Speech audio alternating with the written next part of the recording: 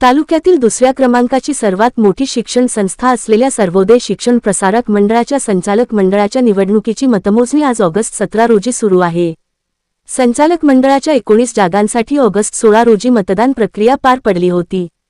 ही मतमोजणी उंबरखेड येथील संस्थेच्या आश्रमशाळेतील कैलासवासी सेठ चंदनमलजी हिरालालजी बहुउद्देशीय सभागृहात सुरू आहे।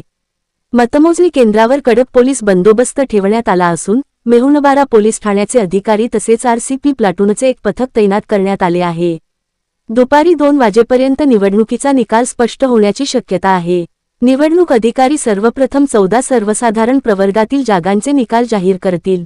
त्यानंतर महिलांसाठी राखीव असलेल्या 2 जागांचा निकाल जाहीर केला जाईल।